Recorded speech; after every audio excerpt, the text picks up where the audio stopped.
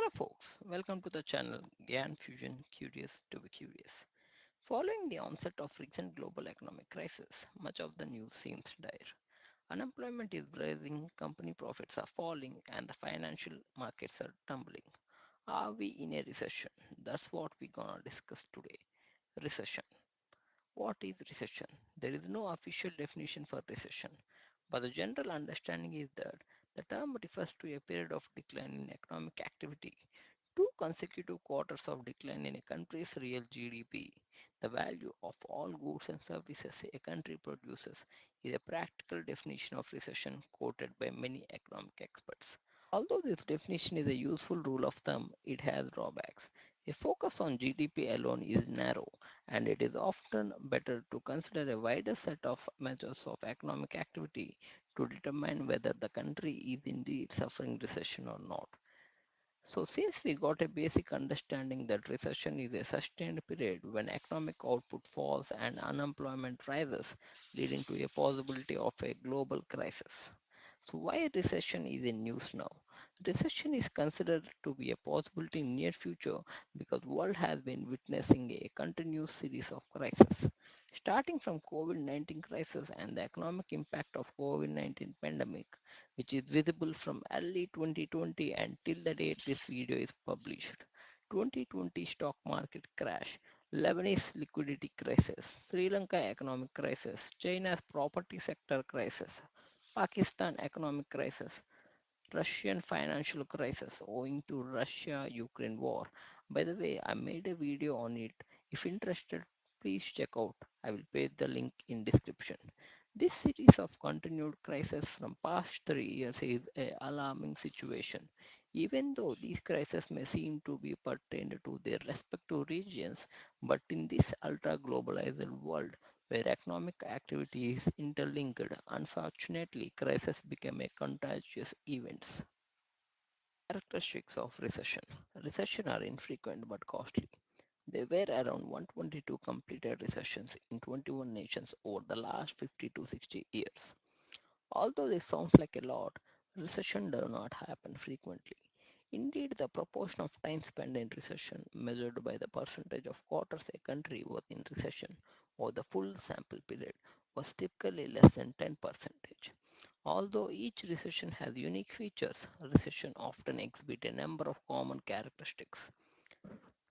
They typically last over a year and often result in a significant output cost.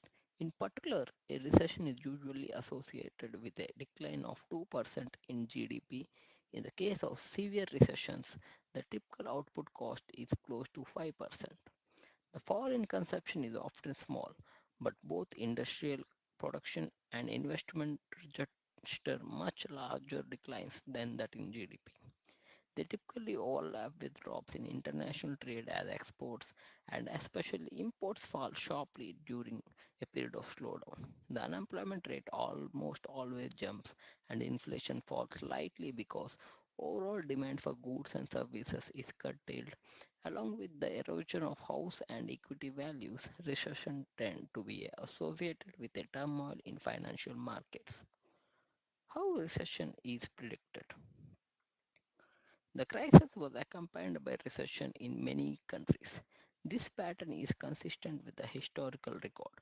Simultaneous or synchronized recession have occurred several times in the past 4 decades: the mid 1970s, early 1980s, early 1990s, and early 2000s.